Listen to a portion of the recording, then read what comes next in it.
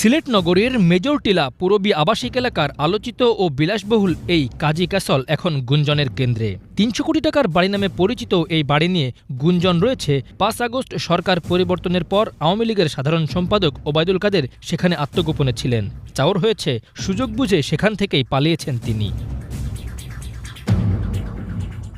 বিশাল দামি এই বাড়ির মালিক ব্যবসায়ী মাহতাবুর রহমান নাসির। বাড়িটির বিলাসবহুল নকশা ও উচ্চমূল্য একে বরাবরই আলোচনার কেন্দ্রে রেখেছে।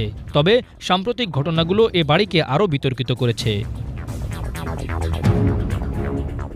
স্থানীয় বাসিন্দারাও শুনেছেন ওবায়দুল কাদের বিলাসবহুল এই বাড়িতে আত্মগোপনে ছিলেন এবং পরবর্তীতে সময় সুযোগ বুঝে ভারতে পালিয়ে যান। তবে বেশিরভাগ লোকজনই ক্যামেরায় কথা বলতে রাজি হননি।